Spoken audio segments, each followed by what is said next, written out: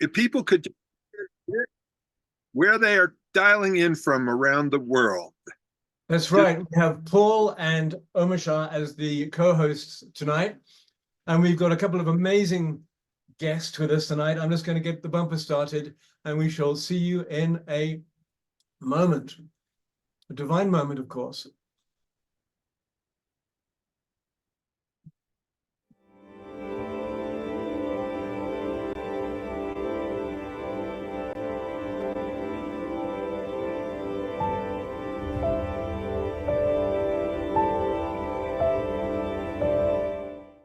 What if I were to suggest that you play a key role in the awakening world?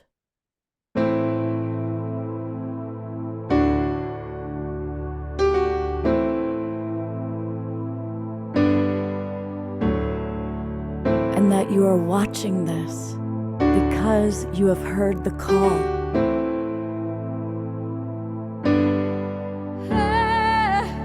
We can start right now by opening our hearts and minds.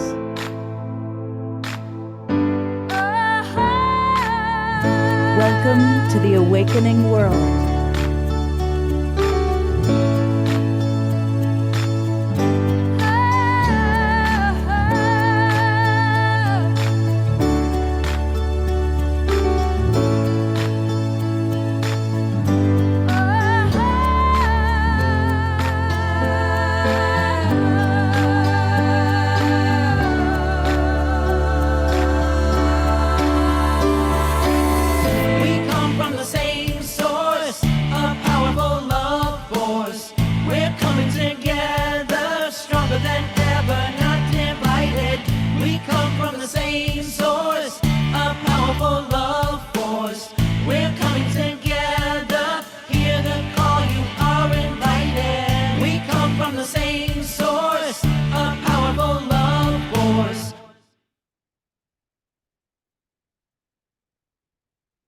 Yes, indeed. We come from the same source, a powerful love force.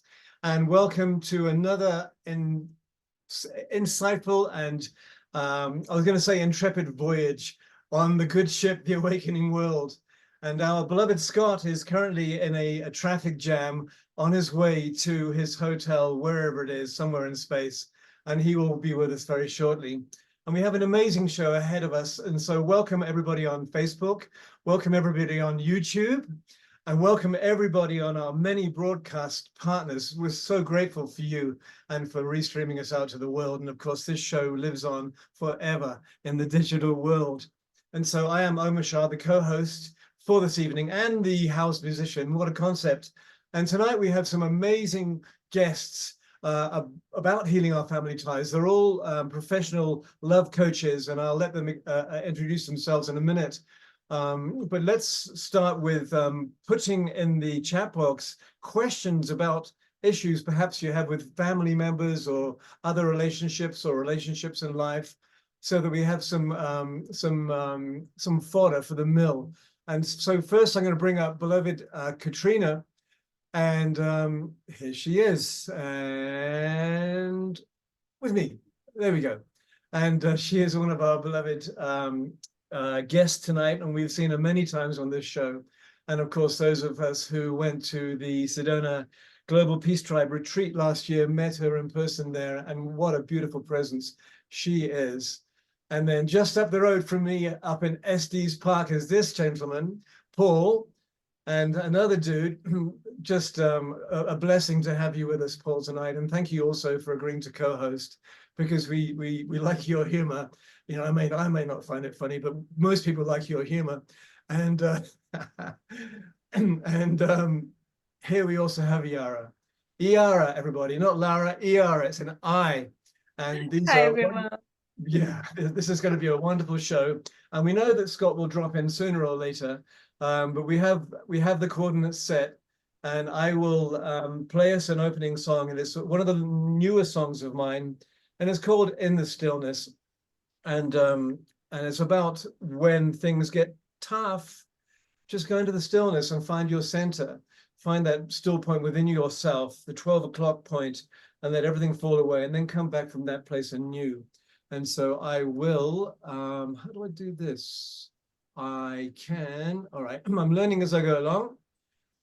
So 1, 2, 3, oh Larry, and then it's going to leave me. And Paul, if you like to spotlight anybody who's moving and grooving as we get on with the song, then please spotlight them. And here we go.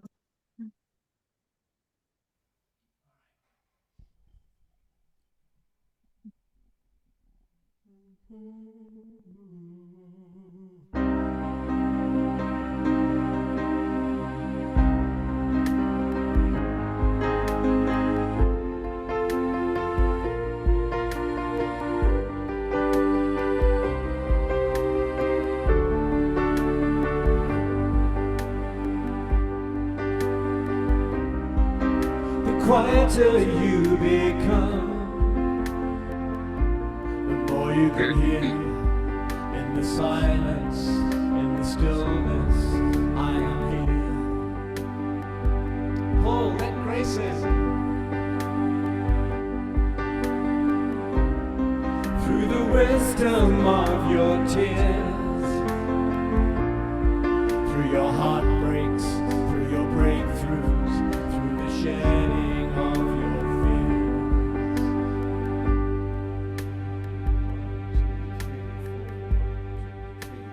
Know that I am with you and guiding your way. Know that I am cheering you on. Truth lives within you, and love leads us through. I love you.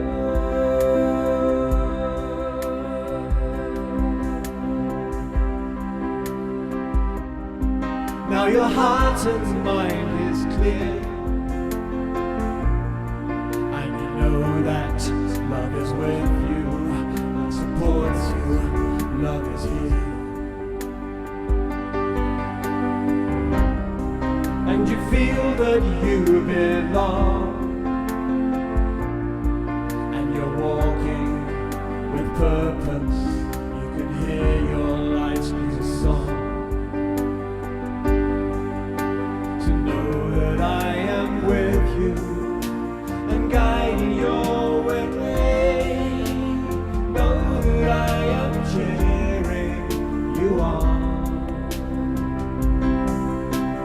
Truth lives within you, and love leads us through. I love you.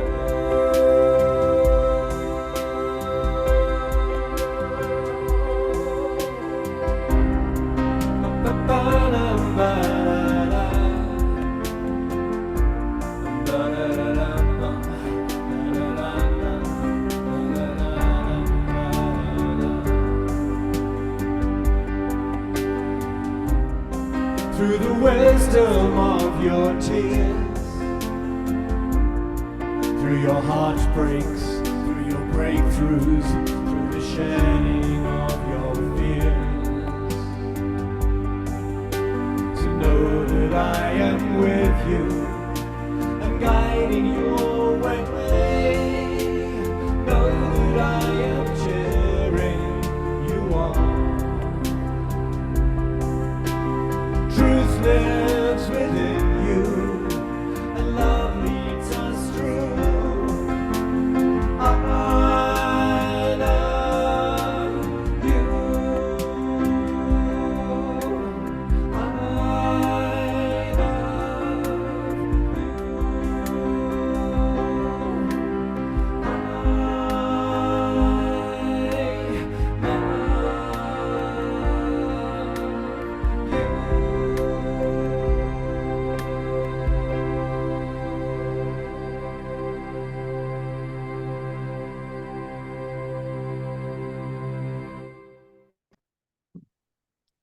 Yes, I do. I love all of us, every single one of us. And I just saw someone beaming in from Australia, from Sydney, no less. And that would be What happened there? I don't know. Where's she gone? Hang on a minute. Sorry. Connie is spotlighted. She is. Here, Andrew and I are here in Sydney, Australia, sending you love to all. Having a wonderful time. Oh, perfect. Nice to see you, Connie. And so let's get on with the show, which is, of course, healing our family ties. And what we're going to do initially is bring up each of our presenters, starting with Katrina, who's going to give us a little insight into about healing our family ties. And so here we are. Very cool. And Right. all right. Paul, you've got everyone stacked up here. I'm blaming it on you. Yeah, it's One button and almost there. 5, 4, 3, 2, 1, and beloved Katrina, action. Love you. Thank you. Yeah, it's really a pleasure to be with you all today. And certainly healing family ties is a topic that is deeply passionate for me. It is that topic that really led me to the study and deep dive into nonviolent communication over 17 years ago. And the transformation that I've been able to create in my own life and then support in the lives of friends, family, and clients has been such a gift. You know, Rumi says that our job is not to seek out love, but to find and remove the barriers we have built against it. And something I love about Dr. Marshall Rosenberg is he really highlighted the social conditioning that we're all raised in, we're steeped in, that is against compassion. It's against connection. It creates pain, division, and maintains power structures, domination structures, and hierarchies. And when you can really see that, then you can start to undo it and start to replace it with habits that create healing. So, you know, whether we're looking at a large system, a corporate system, an institutional system, or we're looking at a family, we still have a system of people who are working together. And so the principles are the same. And what I love is that we can work with our families, and through applying these techniques to ourselves and in our closest relationships, we start to embody and create an example of the kind of communication and compassion that heals our relationships. So we can create peace in our family, which is the building block for peace in our world, right? Peaceful families can create peaceful communities, and that extends. So I really see each of us as being deeply empowered through this sacred work of family healing. For myself personally, a tool that has been very potent is the Love Smart cards, which I created many years ago. And this was what I used to help create strategies that would support my ability to learn nonviolent communication really quickly from the convenience of my home on an as-need basis. So I began to not only take classes and study, you know, all the material that's available, but I started to also implement this immediately in my relationship to my son, who was really struggling at the time, in my relationship with my ex-husband, and we were not doing well at that time. And then in my other relations, because it applies to all our relations. And the turnaround that I had with my son was so heart-touching, so miraculous. You can find that story when you sign up for my newsletter. But in short, I'll say he was going through these massive fits on a daily basis, screaming for a half hour every day. And after playing just a half hour of something, it's an empathy game using the cards, you identify feelings and needs. So that's 2 of the decks in this set. The entire dynamic shifted. So that was the most poignantly dramatic healing that I've experienced in my family. And yet it's far from the only one. Every single relationship has benefited. My relationship with my ex-husband is in a really friendly, warm, collaborative place. And that is a miracle compared to once what it was, 17, 18 years ago, when I was struggling and trying to figure out what are the missing pieces. So bringing this to you and to your family, what I would say is that in nonviolent communication, there's some core principles that make a world of difference.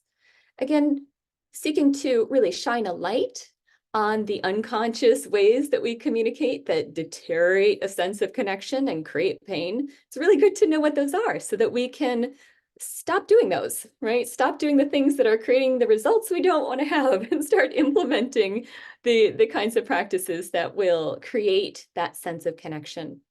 And in terms of creating that sense of connection, there's no more powerful tool that I know of than the power of empathy. Empathy in its most basic practice is to identify emotions and needs. And I'm sure for those of you who have been watching the show and following Scott or who see me from time to time have heard how important this piece is. And I bet some of you have practiced it as well. And probably many of you have been surprised when you actually identify like, okay, there's a conflict. What am I feeling? And find the exact words. What are those precious universal needs that are alive in me right now? Find those words. It calms the nervous system. Conflict happens when our nervous system is wired. When we are in a space of love, compassion, when we're feeling centered, when we're feeling well-resourced, it's so much easier to have a productive conversation. So one thing it does is it calms the nervous system. It helps give you greater clarity in terms of what's going on for you. It helps you bring your consciousness and your awareness to what can I do? What's an action I can take to move this in a more positive direction? When you understand the needs that are driving you, you can bring a conscious strategy to those. And then you can use empathy in relationship to the other person, whether that's your parents, your children, your spouse, your ex, whoever it is. When there's a dynamic where there's conflict or you've got something in the past that hasn't been healed, you can bring that up and you can say, I just really want to own that I recognize I've done some things that have been hurtful to you. And I may not even know what they are, but I'm willing to hear what they are. And I'm willing to understand, to listen and to understand, to walk in your shoes, so to speak, so that I can understand those feelings and needs that were alive in you. Then we can mourn the pain of the past and build something new that feels a whole lot better as we move forward. So empathy is such a core piece, especially when applied to yourself and to others. And I feel like it's such a big piece. I really just want to highlight that as a primary tool as we go into this first round of introduction in terms of what can help to heal the family unit, help heal your family relationships.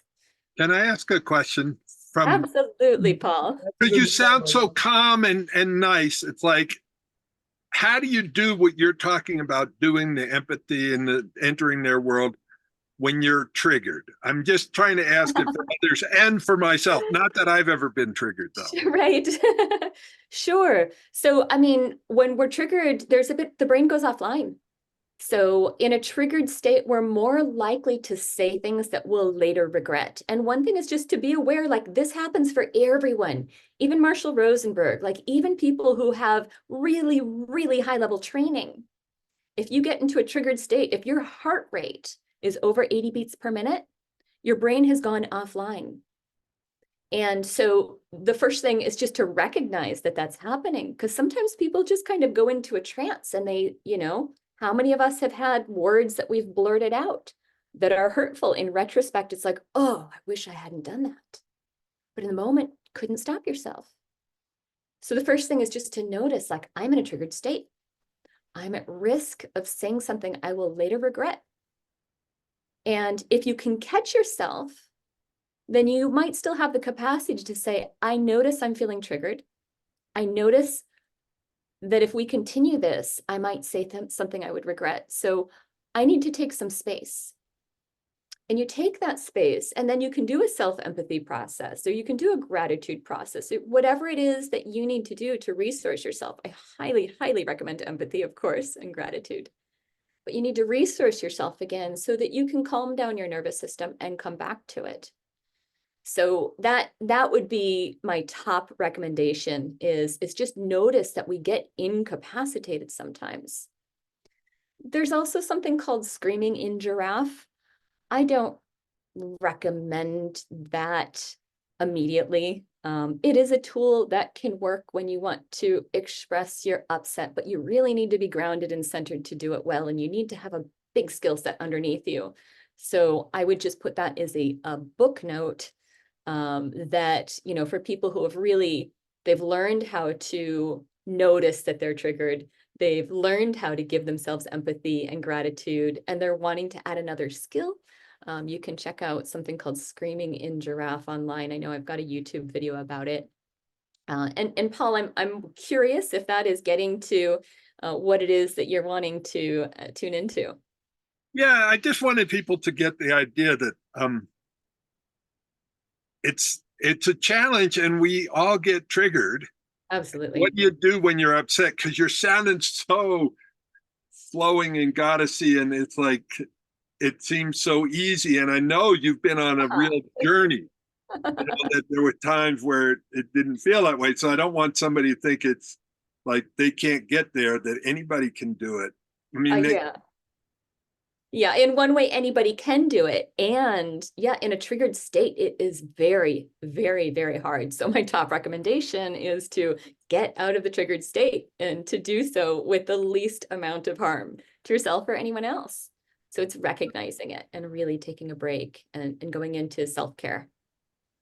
and if Scott was here, he would tell us about the green light, yellow light, and red light. And red light, Yes. I learned from Scott, and I'll stop talking here in a second. But I will literally stop mid-sentence. If my beloved says red light, I will stop talking, not another word, because it's every word you say is going to be damage.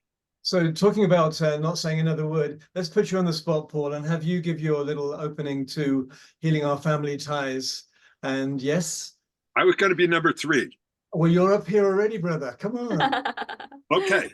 Well, so just before we put Paul on the spotlight, I appreciate you mentioning connected timeouts. And for those of you who are live with us on Zoom, in the Zoom room, you get an extra bonus. I'm going to put it in a 12-page document that includes connected timeouts. It includes a worksheet, a guide, and words lists, all kinds of tools that you can use when you get into that triggered state that will help you become more calm, more centered, more clear, and better resourced to come back to the conversation.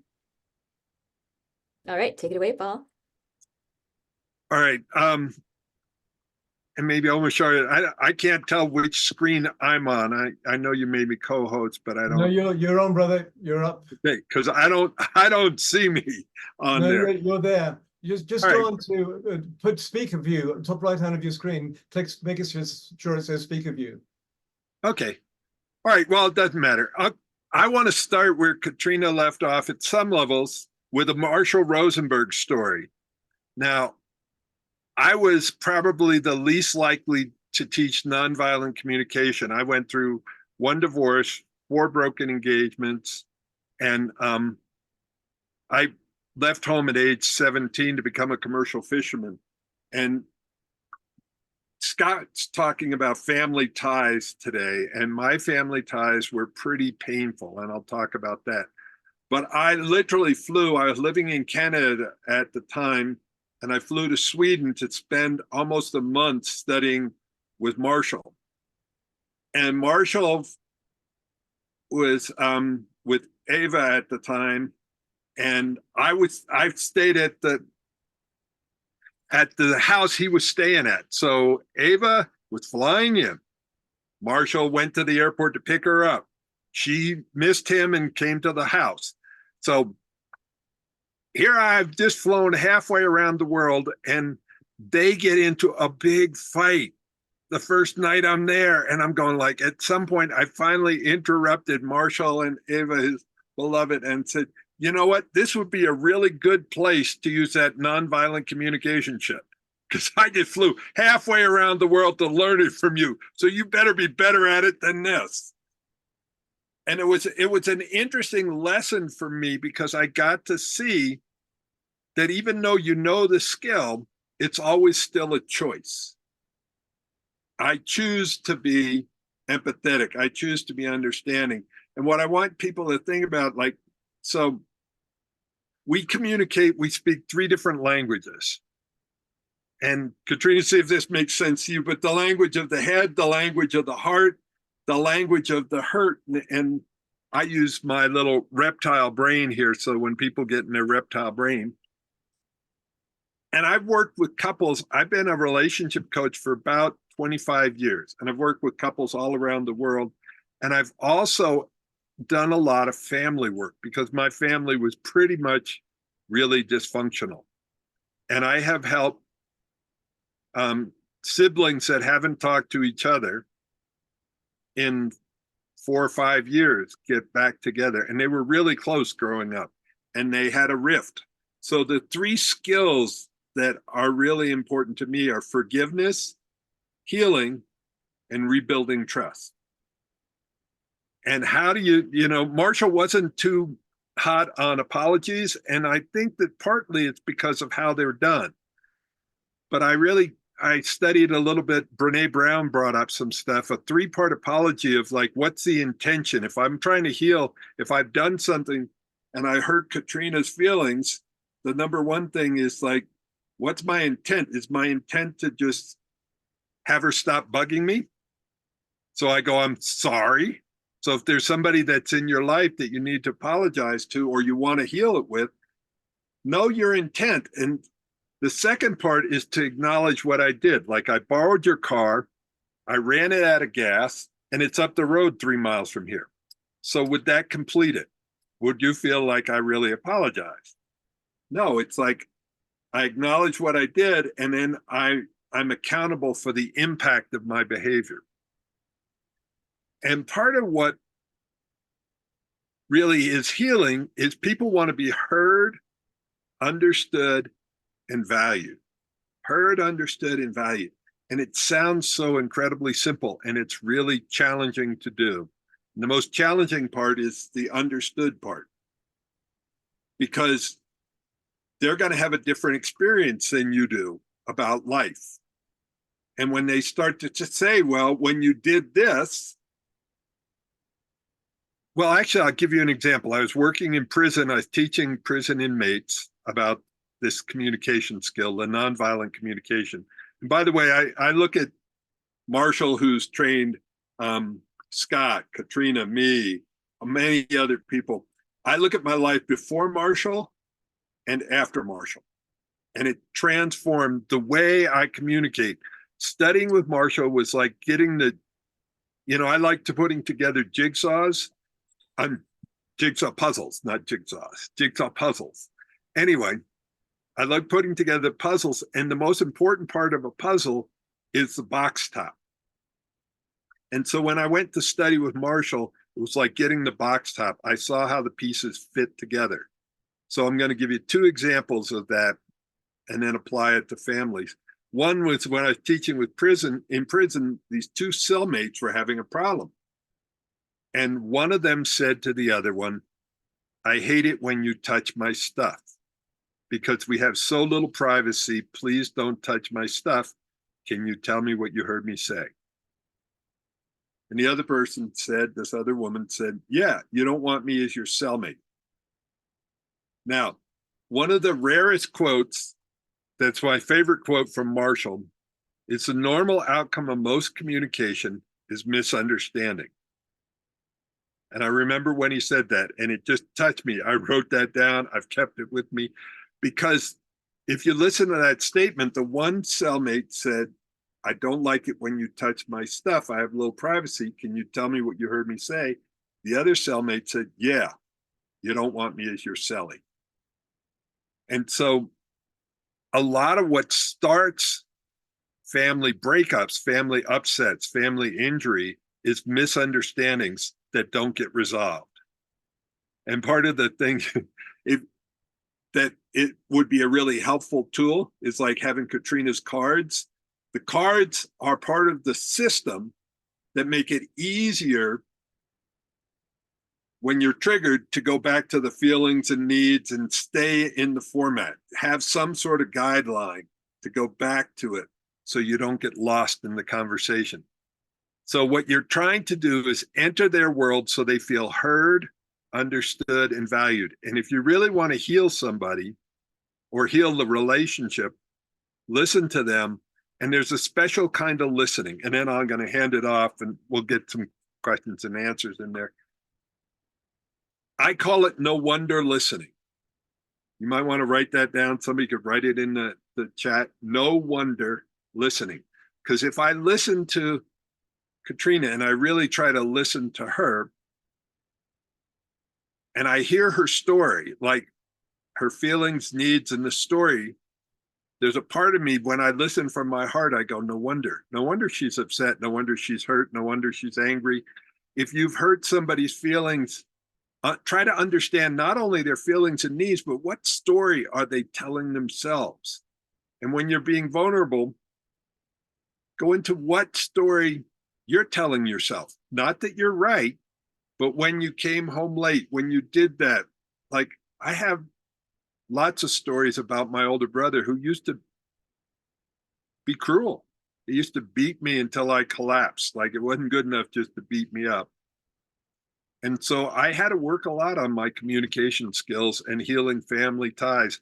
And I got to say right now, my brother, my younger brother, my older brother is no longer around, and my mom and I have the best family communication ever. And a large part of this I owe to the work of Marshall.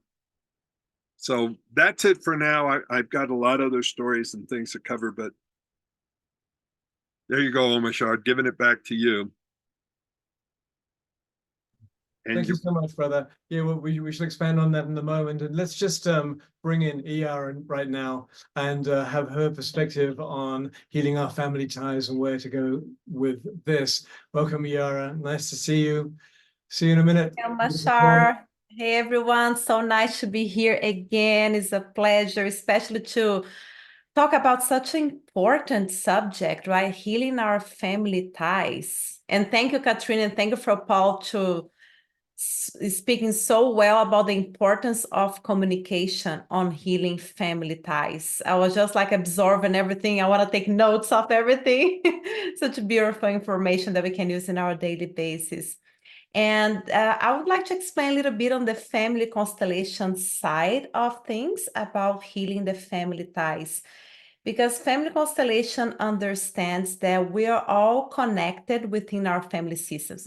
Actually, we're all connected within systems, right? We have the system of the trees. We have all the trees connected with each other. We have the system of monkeys, the system of the waters, and we have the system of the human beings. And we're all connected as human beings. And the smaller the system, more connected we are. Right? Then we have the tribal connection, the communities, and then we have the family connection. The family connection, yes, we're pretty connected over there. We're pretty tied to each other.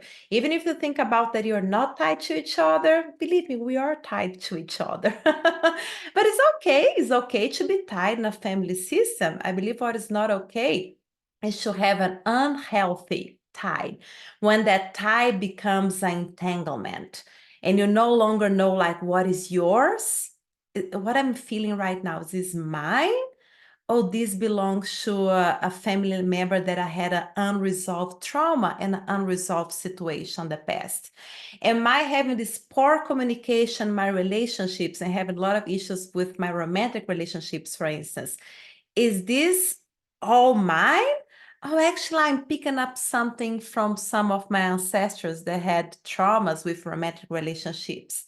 And now I'm picking that from them, bringing to my life and having this entanglement and these unhealthy ties that, okay, belongs to you, but it's coming from other place. So family constellation explains that so well. And I think it's wonderful because some people like do, and I love therapy. I already did all types of therapy, just to let you know, even before becoming a family constellation facilitator. But some people can go like 20 years to a conventional therapist and still have the repetitive patterns going on and relationship-wise in their lives. And then they go for one session of Family Constellation and they can see where the issue came from. And just from seeing where it came from, have that healing inside them.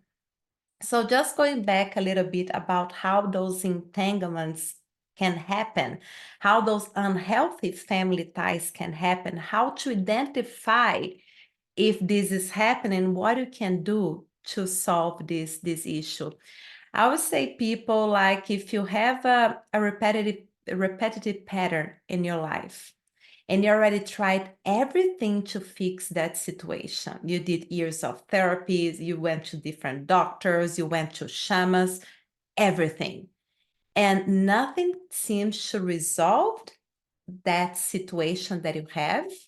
Most likely it's because that issue is in your family system.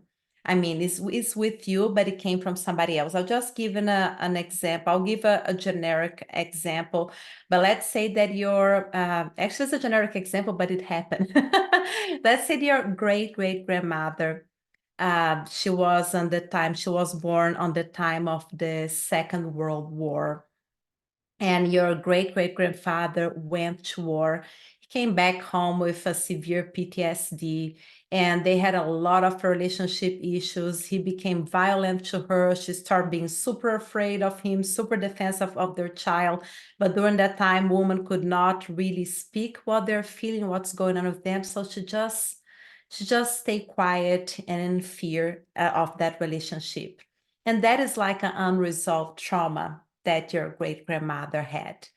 So Family Constellation already proved that through epigenetics, those unresolved traumas can be passed from generation to generation. So then you find yourself on the year of 2024 wanting to have a romantic relationship and nothing seems to work. So this can be because of the issue that your great-great-grandmother had on the past. So, like, as I told, how to identify that, one of the easiest way to identify that is if you already tried everything to solve the problem and you still haven't the issue. So first, identify. Is this coming from a family lineage, or is coming from a personal trauma that I had in my childhood, or if it's coming from some other place? Once you identify, what can you do to bring some resolution to that? Because you want to be a fulfilling romantic relationship. You want to be happy. You deserve to be a happy person. So what can you do to bring resolution to that? One thing that you can do once you identify the issue, you can use these figurines over here, but you can imagine let's say that this is your grandmother, and this is you. So you can even close your eyes or pick up a picture of your grandmother. And if you decide to close your eyes or pick a picture of your grandmother, imagine her in front of you. And get connected with her image or with her spirit, with her being. How would that be to be in front of that woman that probably you didn't even meet? Probably she already passed away, but how it is. And get connected with her and pay attention the feelings that you start feeling. That's you, that's your great-grandmother in your body. Once you establish that connection, believe me, it is possible to establish this connection because I work with that all the time and people do that all the time. Once you feel that connection, feel compassion in your heart for that woman, your great-grandmother, that had a lot of issues in her romantic relationship with your great-grandfather.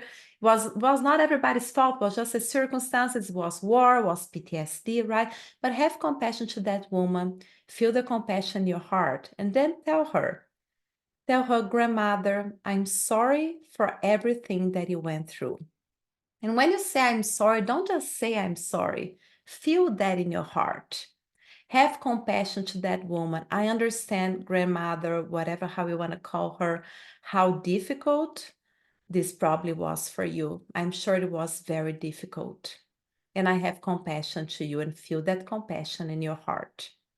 And pay attention to the sensations that come to your body. You may feel some sadness, and it's okay if comes some sadness. Just keep that connection. Say the things that you want to say to that woman to comfort her. See her. Tell, I now see you, and I now can see your pain. Because one of the things that we say in family constellation, that things keep repeating in the family systems because we cannot see them. Somebody became invisible and that issue became invisible. And then you brought this to you. And then after that, you can extend your hands to your great-grandmother's hands. You can extend your hands. And you can imagine that you are carrying a heavy rock or crystal in your hands. And then you can imagine like all these issues that you had with romantic relationships coming out of parts of your body, going through your arms, through your hands, and going to this rock that you're carrying. And really feel those things transfer from your body to the rock that you're carrying. And when you're ready, you can imagine passing this rock with all those feelings to your grandmother. Say, grandmother, thank you so much for all of that, but I now return to you what belongs to you. And now I just keep what it belongs to me.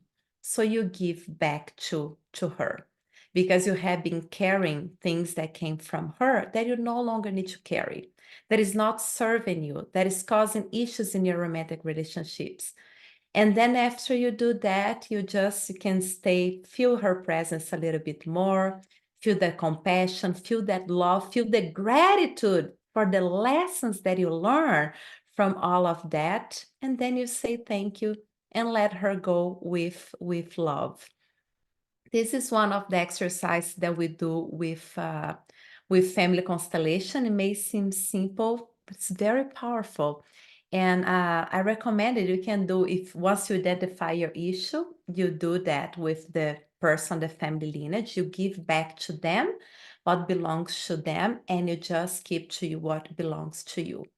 And then let it flow. Pay attention to the things that is happening in your world, in your life after that.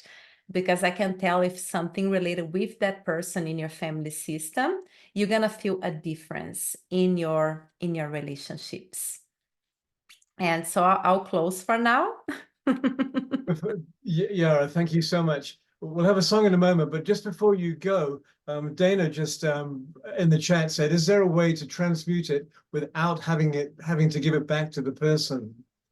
And I think there was a specific... In family constellation, we give back to the person. But one thing that I changed, because family constellation was taught by Bert Hellinger, and I needed to adapt in some things because I didn't like just give to the person. It's like, oh my gosh, now I'm giving all this heavy weight to this person, even though the person already passed away. I used to feel bad with that. So what I like calling upon when you give to the person, but you can call upon that person's guard angels and spiritual guides to really help that person to transmute if need to be transmuted as well. So you can do that, and I like doing that. Sometimes in family constellation sessions, we even have some drumming, some rattle, some shamanic aspects coming in to help to do that clearing. So it's not, you're not just handing to the person, okay, now you take care of that. Call upon their angels, call upon their spiritual guides to help that person to transmute that. Because that person, even though that person is in spirit, there is still like a sense of like a free will. You don't want to clear the things for that person, even it's like it's in the spiritual level, but you can call upon some help, some divine help to assist that person. Thank you so much. Fantastic. And so we're going to have a little musical break by me right now. And however, please put your questions into the chat box, or if you like, you can raise your hand and we'll bring you on screen to ask questions specifically about your family or relationship. Let's call them issues, but everything that is an issue can always be resolved. And so Paul, feel free to spotlight anybody who wants to be spotlighted.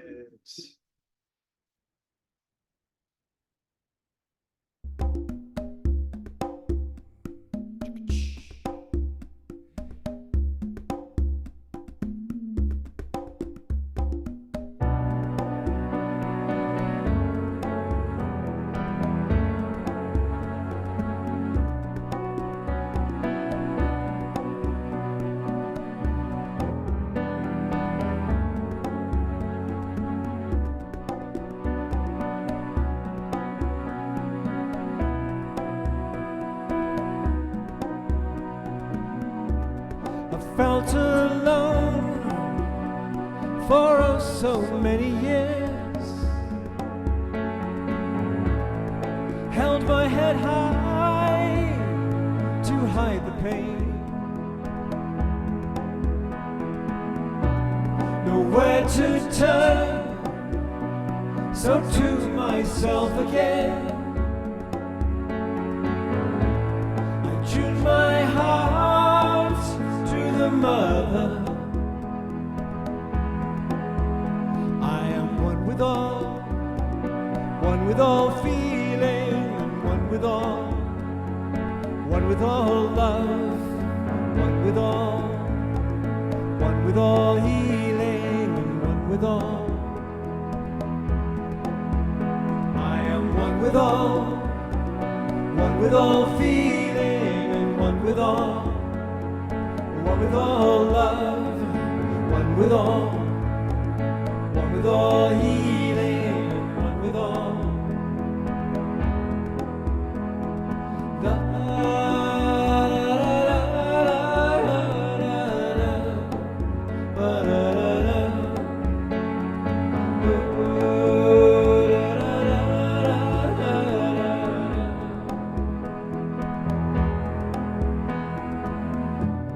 The time has come to wake my sleepy head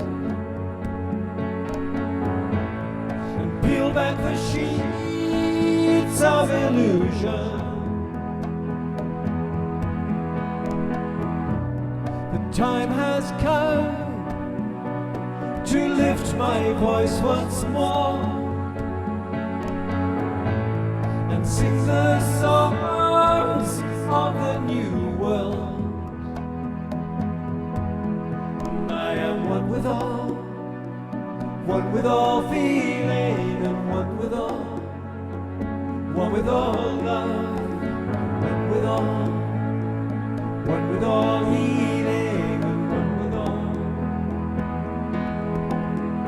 I am one with all feeling, and one with all love, one with all healing, and one with all. We are one with all feeling, and one with all love, one with all healing, and one with all. The time has come. The time has come.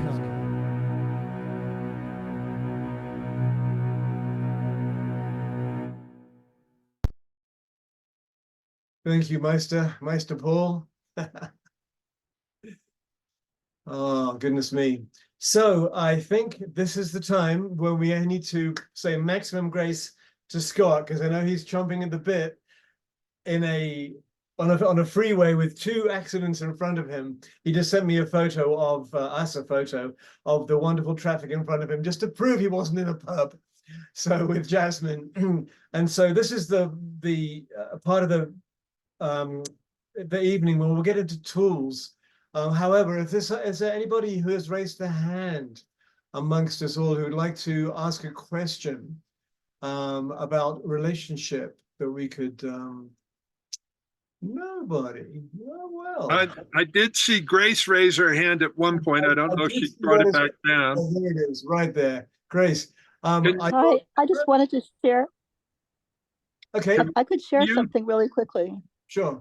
Just when I was about 9, I'm not sure, I think it was about 9 years old, and my grandmother was very ill. She was probably going to die soon. And my parents brought me to see her, might have been at the hospital. And I didn't know at that age, I didn't know for many years that she'd had some severe trauma in her life and in her background. I knew none of that. I just knew her of a somewhat stern woman who, one of my memories was visiting my grandparents, and she said, "Watch out, cans can have botulism in them." And I hardly knew what she was talking about. I was so young. And so I just saw this kind of severe woman, not unpleasant, but severe. And when I saw her in the hospital, I saw this pain and unhappiness in her and fear. And I saw her so deeply, and I saw her with so much love. And I don't remember what I said, but she must have said, oh, you must hate me. I'm not very lovable, am I? Or something like that. And I said, no, you are lovable. I felt I saw her. I felt I saw her soul. And I must have said something like, you are lovable and there's nothing to be afraid of, or something. I don't remember what I said, but her face softened. This mask of her face, it fell away, and there was such a softening, such a beauty, such a depth and sweetness. And apparently later she told my parents that it had meant a great deal to her. So thank you, Grace. What a story. It's just so yes, there's no words for that at all. What I'd like to do is I'm going to bring our three beautiful beamings back on to the screen here. There's beautiful 1, beautiful 2, and beautiful 3. And there's a question here before we get into perhaps practices from Dorina. And again, thank you, Grace. And Dorina says, what is your go-to tool in especially challenging situations and conflicts when de-escalation is needed and the other side is not so knowledgeable and experienced with NVC, for instance, emotional intelligence and self-evaluation? So that's a question, I think, from Dorina. So any of you can go for that, obviously. I'll dive in. I know all of us will have ways because this is critical. One of my clients, and he's allowed me to share this, he's a pilot on 777s, and he was flying from Miami to Milan. And when they landed in Milan, he said he heard through the bulletproof door, there was yelling going on in first class.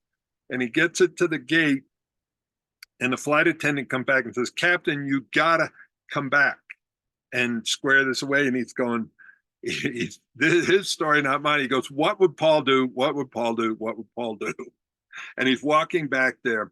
And this is a situation where it could have been dangerous, could have, gone for TSA and it was a woman, but they could have had her taken off the plane and everything.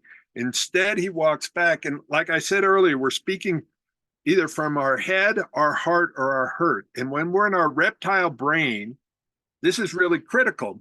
When we're in our reptile brain, we're binary. And if you're not my ally, you're my enemy. If you're not safe, you're dangerous. So here's a magic sentence. And I love that you're asking for practical tools. Use this sentence. And he used it, and he goes, excuse me, miss, what do you need to feel safe right now? What do you need to feel safe right now? Just feel that in your body. Like what happens instantly is that single question says, I'm your ally and your safety is important to me. And a lot of times we tell people like they shouldn't feel the way they're feeling right now. She did not need to hear anything like that. And as soon as he said, what do you need to feel safe right now? She reached out and grabbed his arm just lightly, but said, I just need to feel like someone's supporting me, or, and he goes, I will walk you to customs. I got you. Basically, he said, I got you. And this guy he's an amazing pilot, and he's used it on multiple occasions. That's all I'll share right now. But those are magic words, because when you're in your reptile brain, the way we communicate is reactive. And in the reactive world, you can either dominate or be dominated. There's no compassion, there's no connection. So what do you need to be safe can bring them back up into their heart. So that's what I have. Perfect. Katrina. Well, I was thinking possibly I'd go third, because what I'd be tempted to do is a role play. Nice. So Brilliant.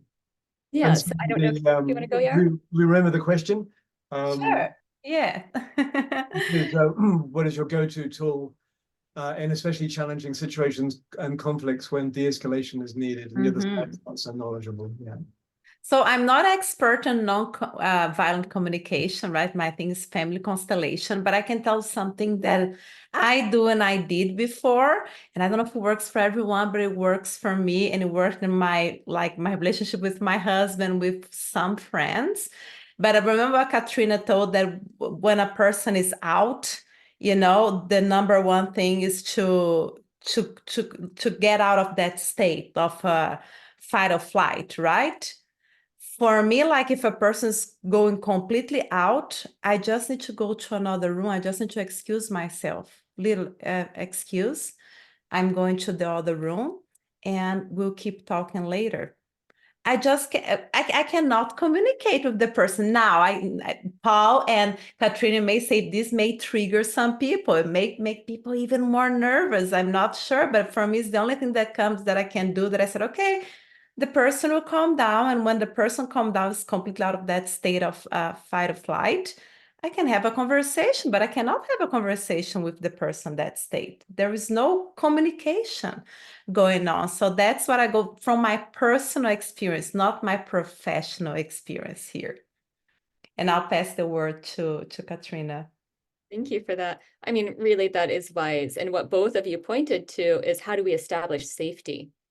So, Paul gave an example of a question that can help to establish safety. And you expressed, for somebody who doesn't know nonviolent communication or how we can do our communication aikido, so to speak, how do we have a boundary that really creates a sense of safety until it de-escalates and we can address it?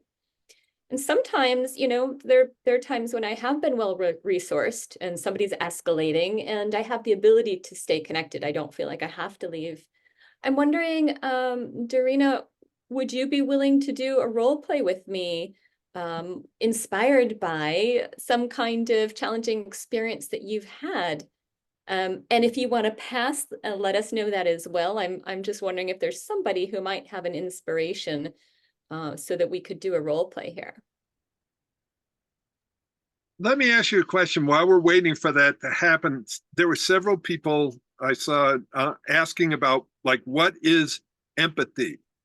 Mm-hmm. And maybe since that's the backbone of what we teach, it might be good to have your description. Sure. I actually posted that in the chat. So again, that doesn't work for people who don't come into the Zoom room, but I'm going to read my favorite definition. This comes from Carla McLaren, who wrote The Art of Empathy.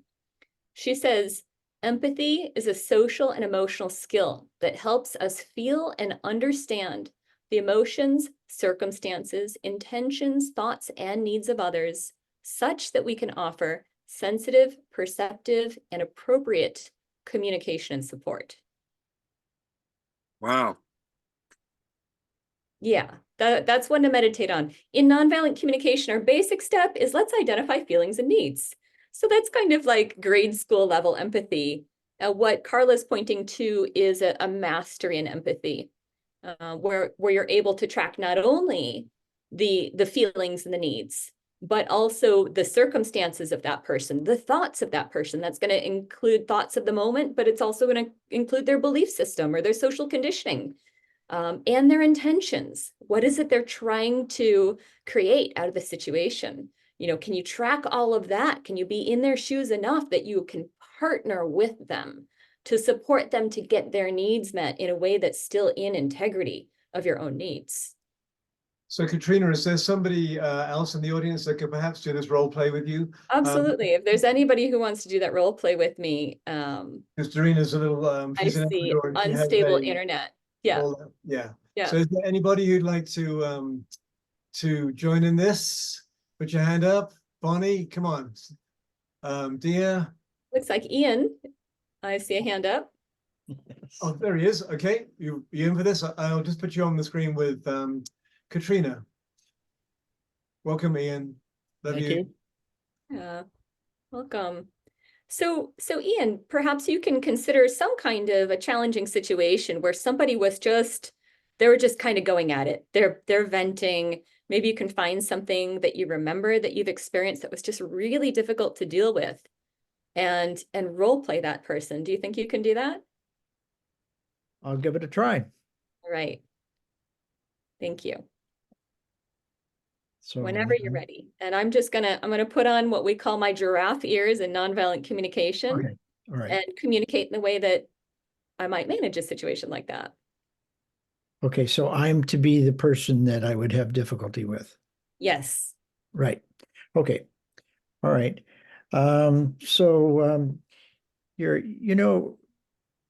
since you're on television, your hair is just a little bit messy, you know.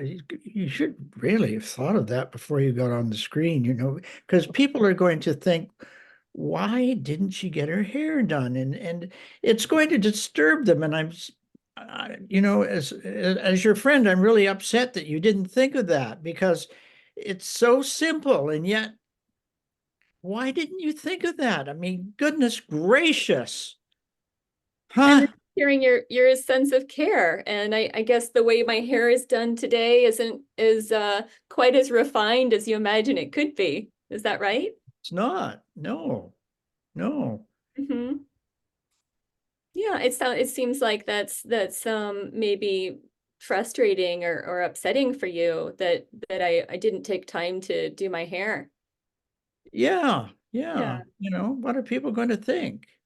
I Yeah. mean, if she can't take care of herself, you know, people think odd things and they get Yeah. very upset about it. And I'm a bit upset about it myself. Mm-hmm. Yeah. Yeah, I'm hearing that the way my hair is done really matters to you, and that it can stimulate things if it seems out of place or not professional in some Well, way. Maybe it makes it harder to listen. yeah. You know, it's not. I think. Oh my God, what kind of image is she portraying here? You know, because you're very skilled at what you do, but goodness gracious, you have to present yourself properly too. I'm really hearing how much you care about my presentation, and you'd really like the message that I have to share to be received. Yes, yes, yes. Yeah, thank you. So we'll just pause right there. That was an unusual challenge It was. in terms of the topic. I think we should also all take a look at our hair over the moment. But this one's out of place right here. There we go. Got a little bit of gray showing. Got to cover that up or something. I don't know. Anyway, no, thank you for that challenge. Of course, I could have gotten offended. I could have gotten defensive. I could have Oh, said yeah. something about your hair. I could have done all of those reactive things. Yes. Yeah, and the practice of empathy is to seek to reflect back what I hear you saying. So I'm reflecting back the thoughts that I'm hearing from you, Yeah. and the And emotions, the values. yeah, yeah. And that, you know, I actually got to the point where I was feeling what I was saying. Yeah, I knew it didn't matter, but you know, it was part of the act. And sure. and yeah,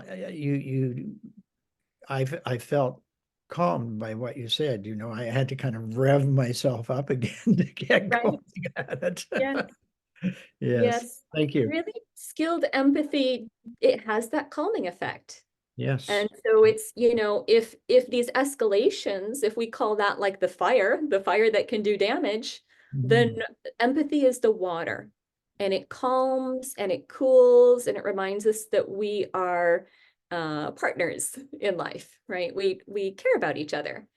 So thank you so much for stepping up. If there's anyone else who has, you know, another challenge, maybe something that is you know, of a different, besides my hair, something else, I'd be happy to do another role play. You know, if this one didn't quite scratch your itch, I'm totally happy to do that. And I found that role play is a very effective form of coaching and also training the people who I work with, because you can step into a character, and it's really powerful to not only receive empathy from a coach who knows how to give that to you, but then also to role play somebody who's difficult in your life and to experience a model of how you might be able to communicate with them in a way that can create some healing. So thank you again, Ian, for volunteering. So while we're waiting for the next volunteer, I want to do a quick, maybe you could bring me up on the main screen there, a quick demonstration. So everybody put your hands together like this right in front of you. And when I say go, what I want you to do is push really hard with your right hand. Get ready, get set, go. Press, no, press harder, press harder, press harder. Okay, stop. Omashar, can I play with you for a second? Yes, indeed, sir. So where did your hands end up? Well, kind of in the center, actually. right pretty much in front of you. And this is going to tie right into what Katrina just did. But like as soon as I said, push really hard with your right hand, what did your left hand do? Resisted, pushed back. Equal and opposite. And Equal, yeah, no, yeah. yeah. And what is different about what Katrina just did is she didn't push back.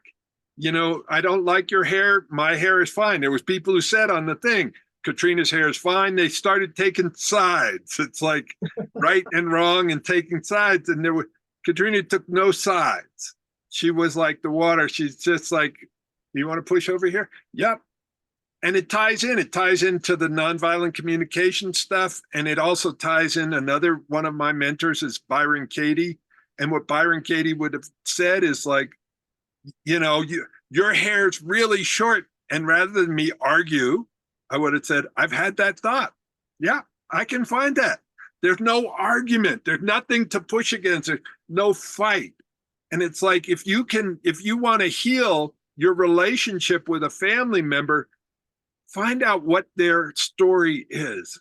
Oh my God. So you had, like, I've talked to people where there's 8 kids in the family and there's 8 different stories about what it was like to grow up in there. So tell me your story. Tell me what that was like. Tell me your pain and upset. And so as simple as the hair example was, Katrina put up no resistance. And so there's nothing to fight against. So there was space opened up. So I'm handing it back over. Nice. That was my quote from the outside. It's brilliant. That's a bird's eye view. And Sylvia put her hand up. I'm going to bring you on screen, Sylvia, and you can open your mic up, as they say. And hey, is there somebody you'd like to speak with specifically or generally, Sylvia?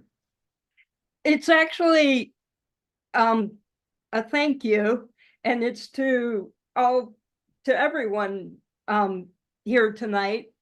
And that's the first story that my father enlisted at 16. He lied about his age in the Air Force in World War II. And part of that was to get away from family trauma, especially his stepmother. And all of that had a not unexpected effect on the family system and me in particular. He's been in spirit since the early 80s, and my mom crossed over in 2000. And this whole show, I am inspired to work with them as a team in spirit for family healing and personal healing, in contrast with resisting. That's beautiful, Sylvia. Thank you. That almost sounds like something that Iara could comment on, especially with the healing of that constellation, with them having passed over. And so yes. And it also speaks to Darina's question about transmuting, and Iara's response about we shouldn't do their work for them. If we do it as a team, we can support each other in the process.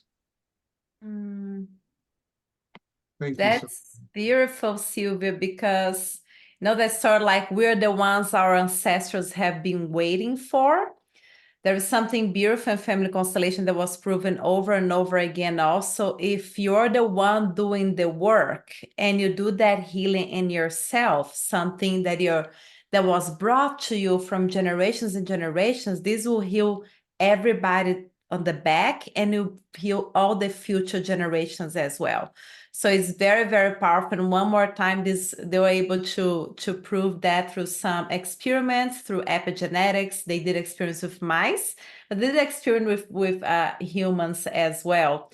So it is something that it happens, Sylvia. So if you need any assistance to go through this process, count with me here, because it's very beautiful, because will affect your whole family system, not just you, because you're all connected and tied to each other.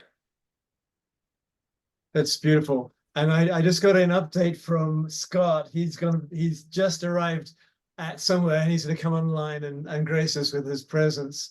And so that'll be lovely as well. And so I'm going to bring the three of you back on, because you're so pretty, all of you, especially this dude. And let's talk about some more tools. Excuse me, you're from SD's Park. So on that which has been presented so far tonight. Thank you. Well, one of the things I want to talk about, tying it into the empathy thing.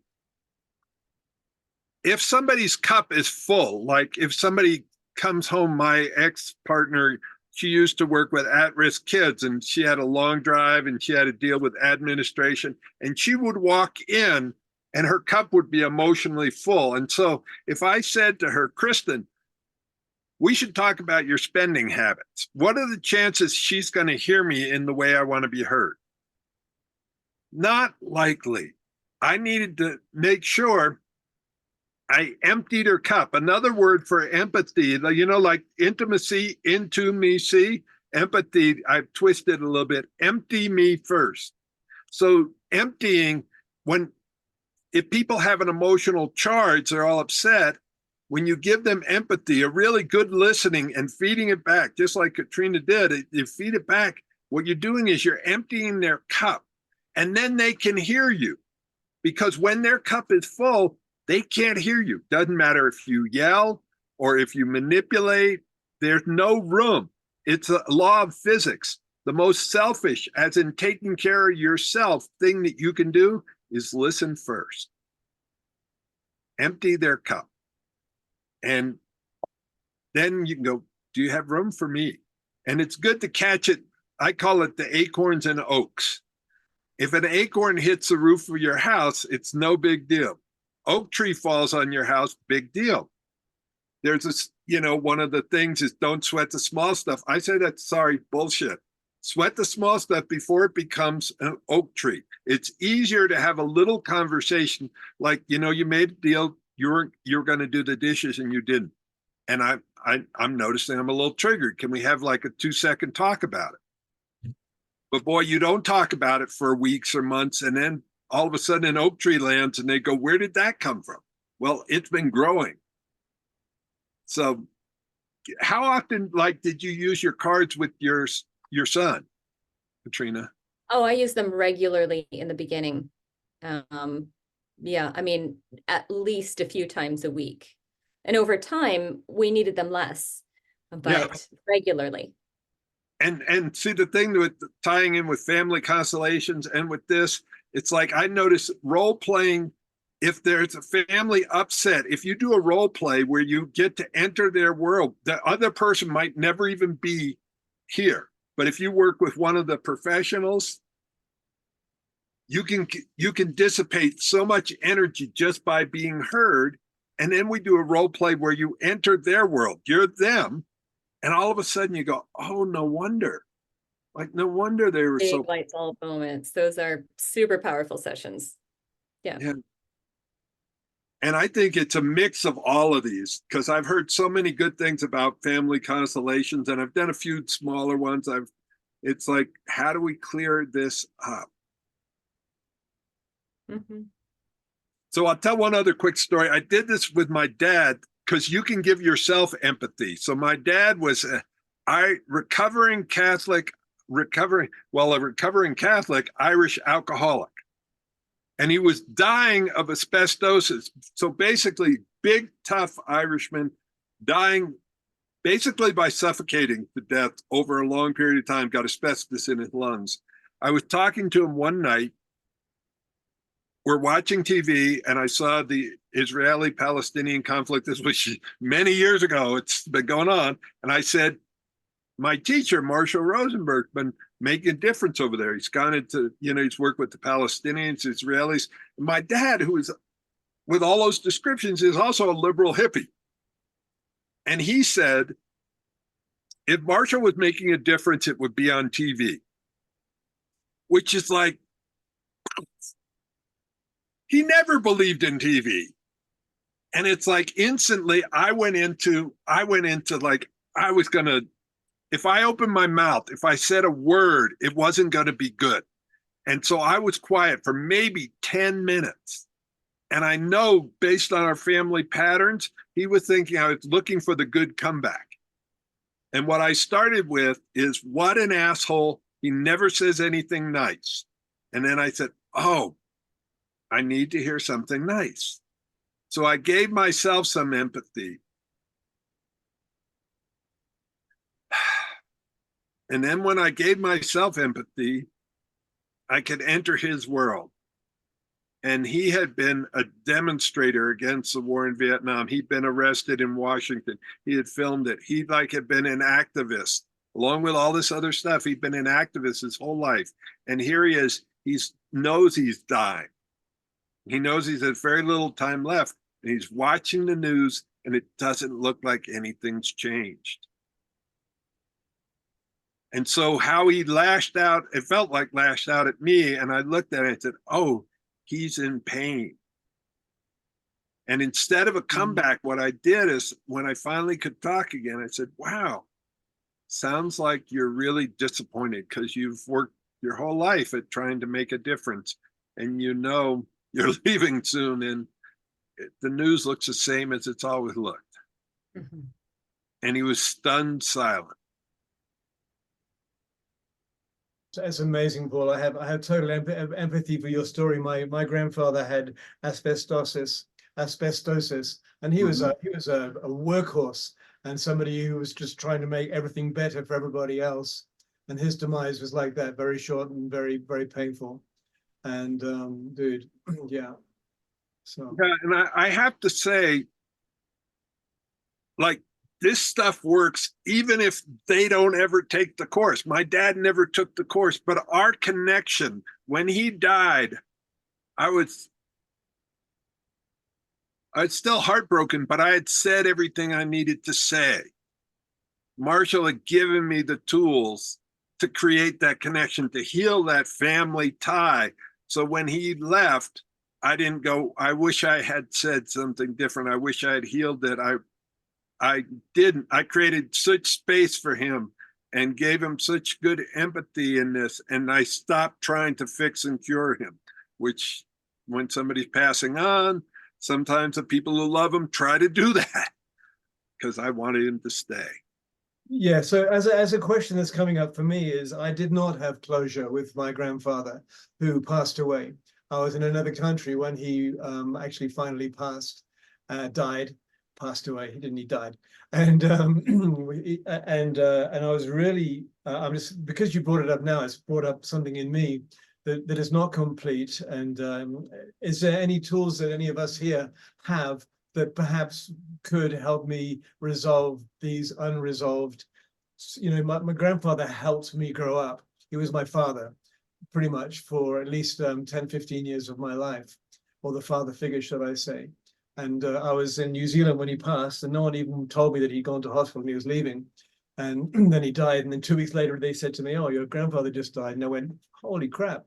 The pain is such, and I'm just kind of feeling remnants of it in me now, of the closure that I did not have with it. So yeah. Mm-hmm. And actually, maybe even Scott has an idea of this sort of situation. I'm going to bring him up now because he just magically appeared. And oh, hey. Hello, everybody. Well, first of all, I'm just really grateful to know that you all are putting on an amazing program, an amazing show. So I felt very confident that even as I was stuck in traffic, it was one of those things, have you ever been on a thing where you've got your GPS, it's telling you what time you're going to get there, and then all of a sudden it goes from 6:01 arrival to 6:20 arrival to 6:51 to 7:01 to 7:51, right? It was one of those situations. We just sat for 30 minutes, but they cleared the accident, and here I am. Yeah. And again, thank you everybody for carrying on and covering. I will look forward to going back and watching what I missed. So I just saw that Sylvia had put a comment to what I was commenting on, and she said, empty chair work has helped me. And going back to unresolved communication, you know, I would have loved to have said to my grandfather how much he meant to me, basically. Yeah. I think Omashar, one of the things we don't do is give the gratitudes. We miss out on being grateful and celebrating and what you appreciate, and then reversing roles. And I'd gladly do it with you at some point when you want, where you get to be him talking to you, what you meant to him. Because one of the things Marshall said, the greatest gift we can give is the gift of receiving. And your grandfather got to give to you, and what that meant to him to be your role model. Yes, probably a lot. So thank you. Yes. Thank you. Thank you. I will touch in on this for a second. When we're in the empty chair and we're having the imaginary conversation with the person we're missing, the key is to allow your imagination to go for it. Just really, the imagination is the doorway. And I know that when my wife passed, several of my friends were having more contact with her. And it was because my own mind kept getting in the way of, well, I'm just making it up. That's what I think she would say. Whereas people who weren't as attached were, you know, having much more ability to just have clear communication. So, and then since then, I read over and over and over how Einstein talked about how the imagination is the doorway. And Bob Dylan has a great quote. Somebody said, "How do you write so many songs?" He says, "I don't write any of them. I just write them down. I open my imagination and I write them down." So I think that's an important thing for us to you know, imagine.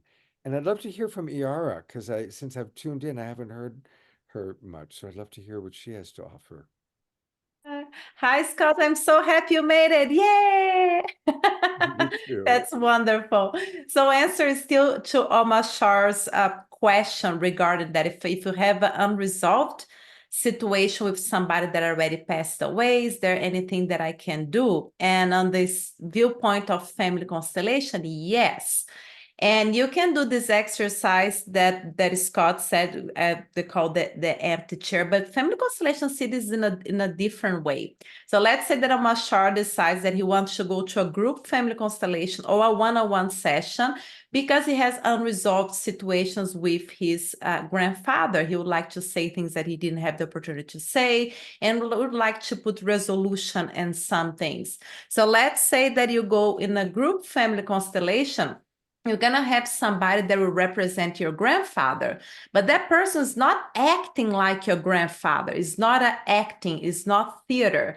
That person actually will enter your grandfather morphogenetic field. And the morphogenetic field is that field that knows it all. So when he enters the morphogenetic field of your grandfather, that person immediately will start feeling like your grandfather would feel in your presence. It's amazing the things that happen. Sometimes somebody enters the morphogenetic field of alcoholic person, and the person will start feeling walking in a weird way and feeling like they're drunk, and they're like, why I'm feeling like that? And then they find out that the person that they're entered the field is alcoholic. Sometimes there will just come this emotional pain or even physical pain, and the person knows not her feeling because she's on the field of somebody else. That's how family constellation works.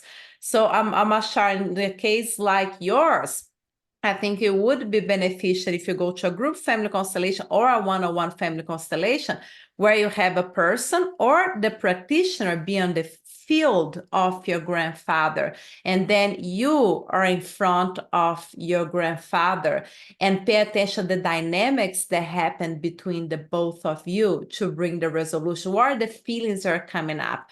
What are the words that are coming out that you want to communicate with him? The person that is in the field of your grandfather, what are the things that are coming through them? What are the feelings? What are the words? What are the pains? What do you need to say to each other that you didn't have the opportunity to say to each other?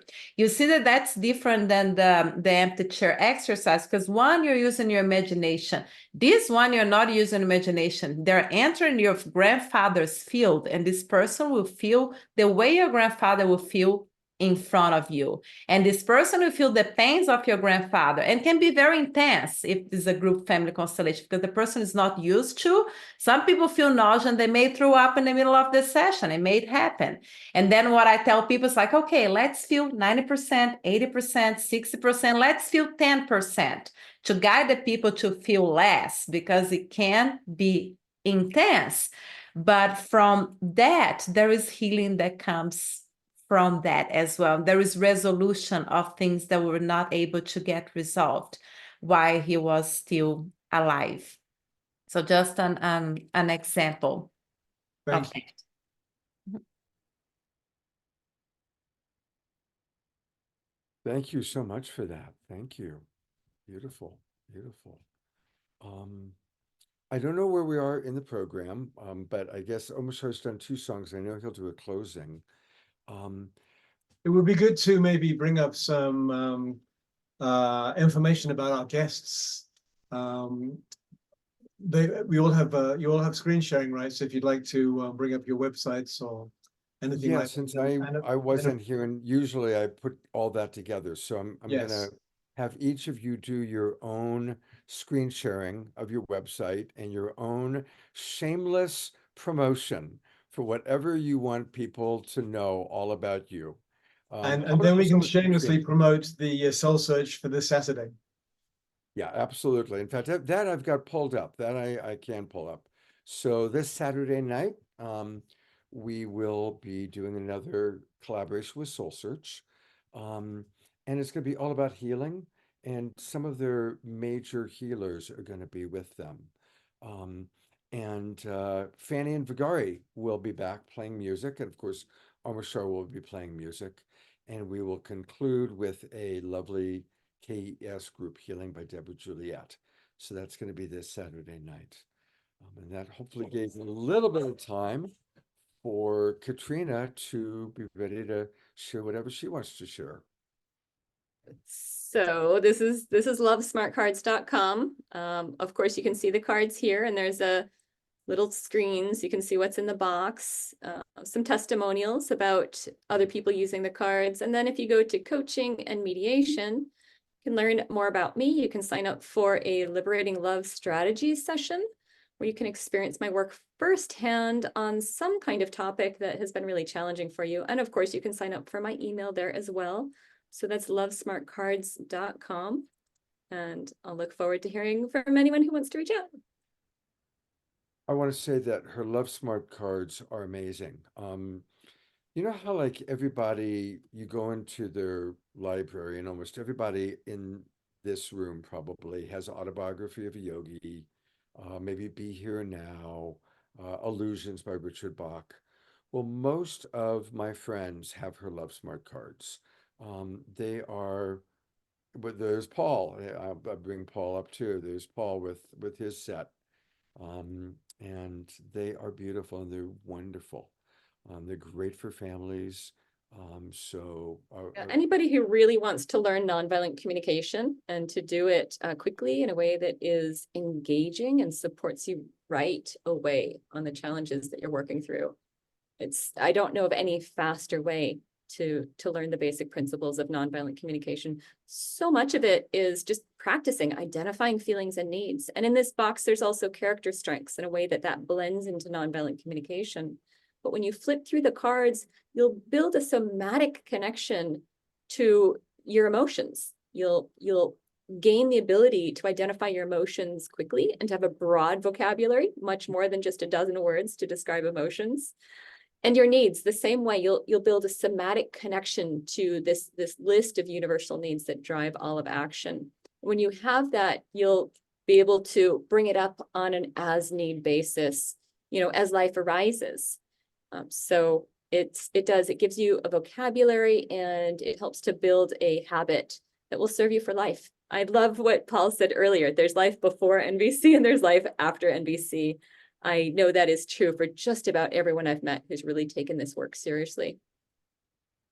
Beautiful. Yeah, thank you. And probably a perfect segue, since Paul's up, to share with us what you're up to, Paul.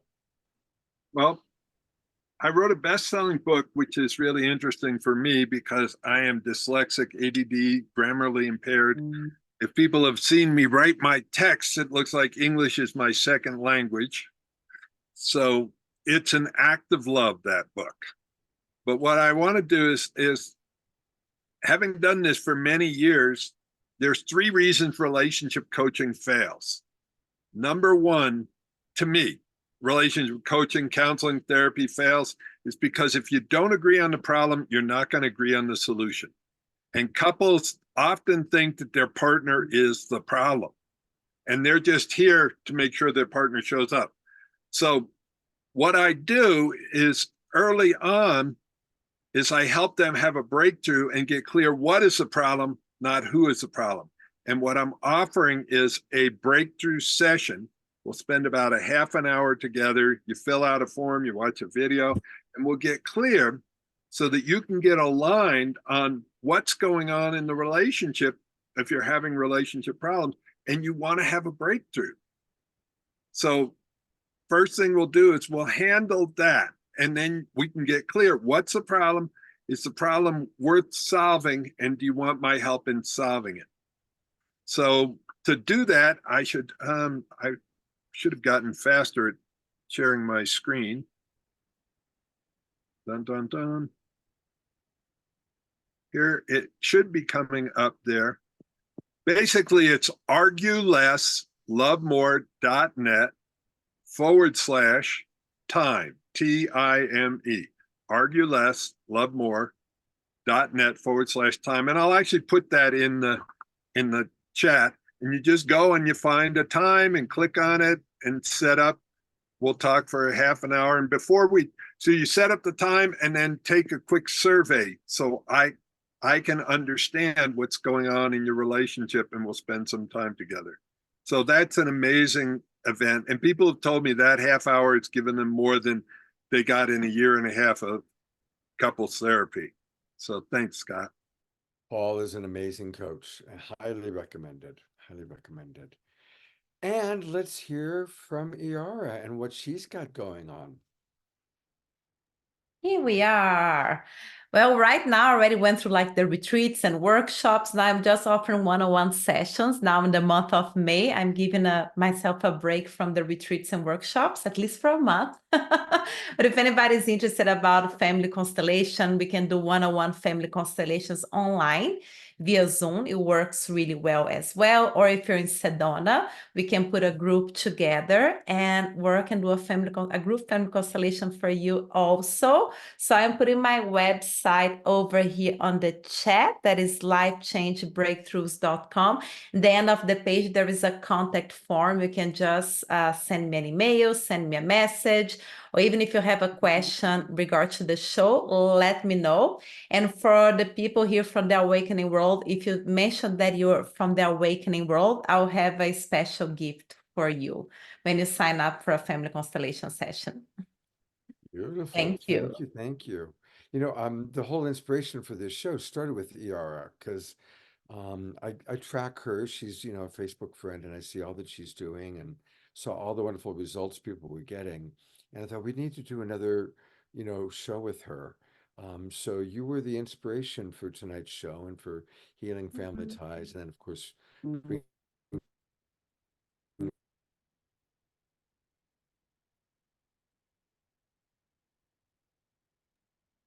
You're frozen, young man. So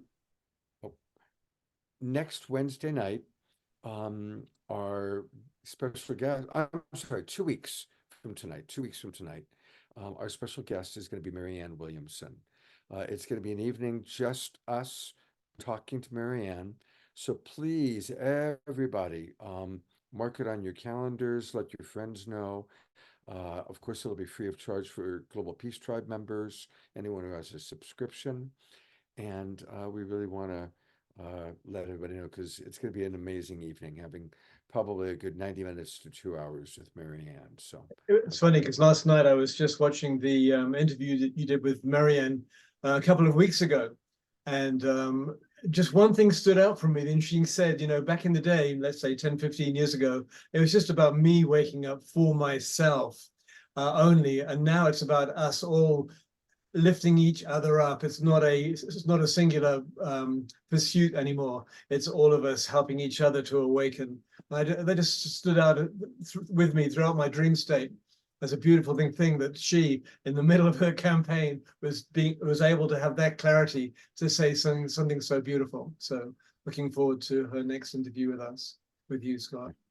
thank you. Thank you very much, Omashar. And thank you so much again for covering and hosting the show tonight.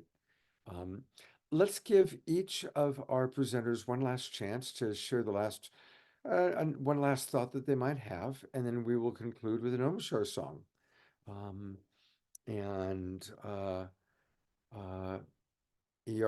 here comes Katrina. We'll go in the same order. Take it away, Katrina. All right. Yeah, it's been really lovely to be with you all this evening. In terms of last thoughts, when it comes to healing the family, empathy. If a plane's going down, they say, put your oxygen mask on first. You cannot give empathy to another person unless you are sufficiently resourced and have received enough empathy yourself. You can get it from another person, and you can learn to give that to yourself. So if you find that you're stimulated and in conflict with another person, really pull out the Love Smart cards, or pull out the words lists, the feelings and needs words lists. Identify what's going on for you. That's the way of putting on your own oxygen mask first, so that you can be there for the other people in your life. So really a blessing to be with you all. Thank you. Thank you, Katrina. That's a great reminder for everybody. Thank you. Mr. Sterling, what are your final thoughts? I'm going to go back to stuff we've already said. Remember, we're always communicating either from our head, our heart, or our hurt. And if you really want to give somebody else that you love and care about a gift, empty their cup, listen to them. And if they're triggered, remember those magic words. What do you need to feel safe right now? What do you need to feel safe right now? Those are really powerful words. And even though I came up with that sentence, I didn't come up with the concept, but the sentence, and my partners have used this on me. I taught them it and they use it on me, and it still works. It still so works. So that's a gift you can give yourself and give them, and it will help get them out of their hurt and into their heart. Thanks for doing this, Scott. Oh, beautiful. Thank you, Paul. And Iara, it all began with you, and we'll kind of come close to concluding with you. What are your thoughts? Thank you, Scott. Thank you, everyone. Katrina, Paul, I learned so much for each one of you, and from the comments also for the Awakening World community. My final thoughts is just remember that, okay, so we came from our mother and our father, right? So we're 50% our mother, 50% our father. We're talking about healing family ties. Now, if you have a hard time even accepting the woman where you came from and the man who you came from, you're denying your roots, where you came from. How do you expect to have good relationship with other women and with other men if you're denying this very basic thing? You're denying the people that you came from. I'll say this is a super important thing through Family Constellation to heal any family ties. And it starts with compassion. It starts, as Katrina and Paul say, it starts with empathy. Have compassion through those ones that brought you to life.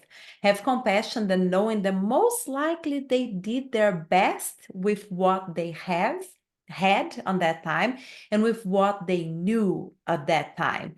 Mistakes, okay, everybody commit mistakes. Maybe they're not such a good parents, maybe they're not such a good parents, but maybe they didn't have the resources for that. So bring that compassion in, bring that acceptance of those that brought you to life into your heart. And this can heal a lot of family ties in your life. Thank you.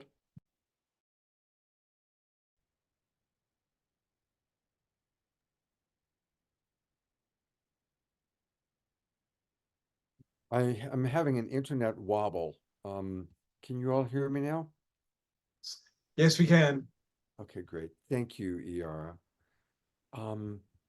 I noticed that Dorina asked a really good question about how NVC can be applied not only in personal relationships, but conflicts such as what's going on here in the United States with the campus protests. Oh, that's a good question. Unfortunately, compassionate communication does not work well in the legal system. The legal system, the judicial system, and definitely the police system is definitely not built on compassionate communication. It's based on crime and punishment. It's based on power over. It's based on attack and defend. The legal system is based on attack and defend. So I would say that the most important thing that you can do is to give yourself a lot of empathy and a lot of empathy to the people that are being unfairly treated.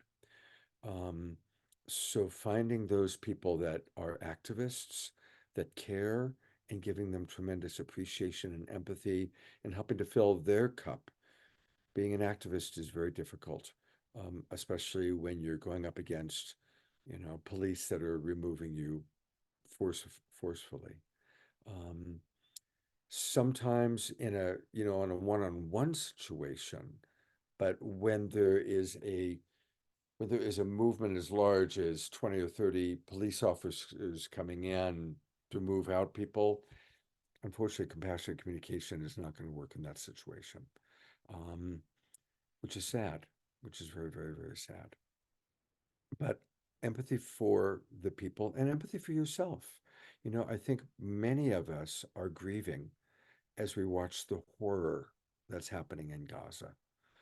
And so mourn and cry and pound pillows and allow yourself to feel the emotions that you might be feeling, and maybe even creating a support group to share and give each other empathy, whether it's climate change or Gaza or Ukraine, whatever it is that's breaking your heart. And that's hopefully part of what we do here on The Awakening World, is we provide inspiration at a time that there's a lot of heartbreak going on in our world. So that's about the best answer. I don't know, Katrina, is there anything you'd like to add to that? No, I mean, I get saddened that I want to have the tool that fixes it all, for sure. Violence is so painful, and unfortunately, again, we've been socially conditioned to think in terms of moralistic judgments. What's right, what's wrong, what's good, what's bad. And so we separate the world into this black and white. And then if we believe somebody's wrong or bad, then we might name call, we might punish, we might judge, we might attack in various ways. And this is a social conditioning that perpetuates conflict.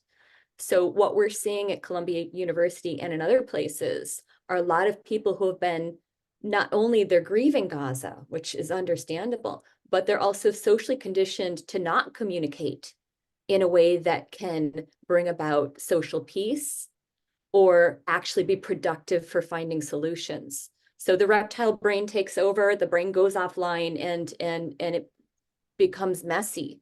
I wish we had a lot more people in our world who could bring empathy to each individual who's grieving the situation that's happening in the Middle East and in other horrible situations that are happening in our world right now. So I'm grateful for everybody who jumps in and says, I want to be one of those people who creates that change that's needed in the world. Before we hang up, I'll put into the chat box a video of me sharing a story about Marshall Rosenberg. And it's a beautiful story about Marshall and being at an Israeli refugee camp for Palestinians in Israeli occupied Palestine.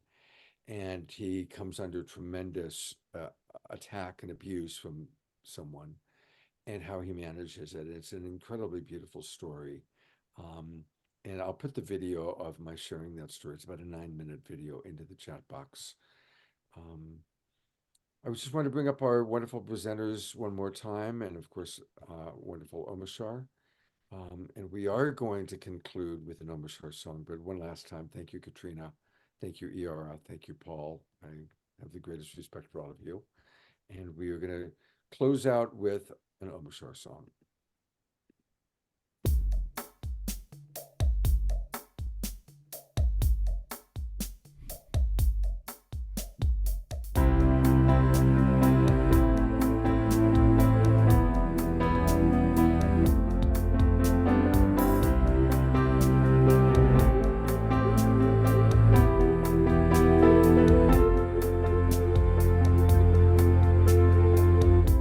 What more could I be than what I am? Though it's taken some time to clear these clouds from my eyes. So open your heart and dance along. I'm thinking of time to stop that same old song. Hear me now. I am in love with the world around me, and I will hold her in my arms and lift her with my dreaming. Ba-da-da-da. And lift her with my dreaming. Ba-da-da-da. And lift her with my dreaming.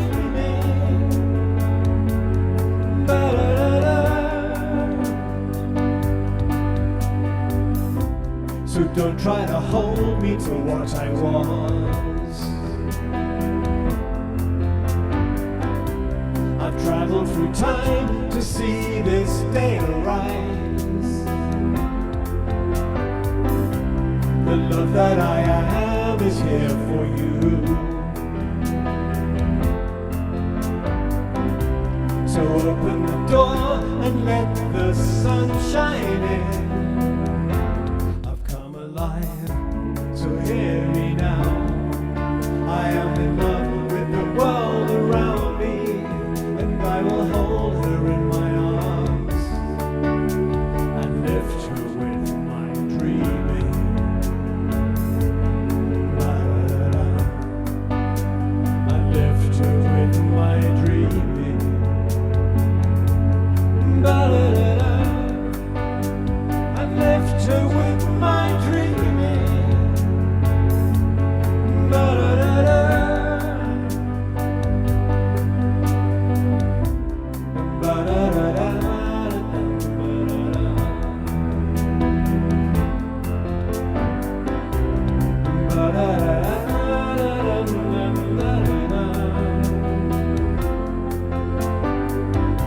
So open your heart and dance along. I'm thinking in time to stop that same old song. We've come alive, so hear me now. I am in love with the world around me, and I will hold her in my arms and lift her with my dreaming. Ba-da-da-da.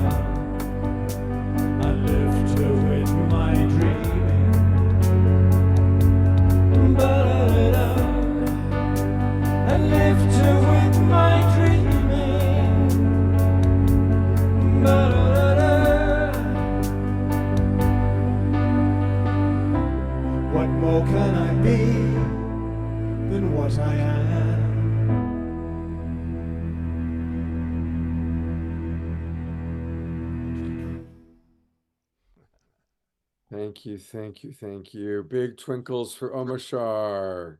I'm going to go to gallery view for one last time for everybody so we can see everyone that's got their camera on.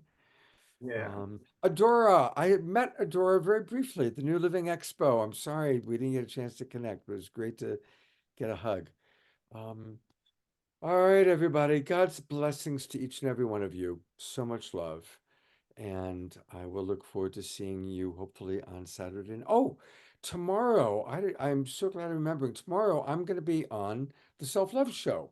Trish does a show every Thursday morning, and I'm her guest. How And sweet. What time? it's at 10 o'clock in the morning. Pacific time? Pacific time, 10 a.m. Pacific time. Usually it actually starts at 10:05. They've got this weird thing where they start at 10:05. But you can find it on Facebook. Just go to my profile page or Love Coach Academy or put in Self-Love Show. It's also on a bunch of podcast type things. And I'm going to be talking about self-love. And so I'm so glad I remembered to mention that to everybody. So would love to see some of you tomorrow morning. Brilliant. I did send out an email to everybody, all of our subscribers, that has some of the information about that. So that email went out this afternoon. So hopefully I'll see some of you tomorrow morning, and hopefully I'll see most of you on Saturday night. And much love to each and every one of you. Thanks again, Omashar, for taking over and running things, and God's blessings, everyone. See you all soon. Bye.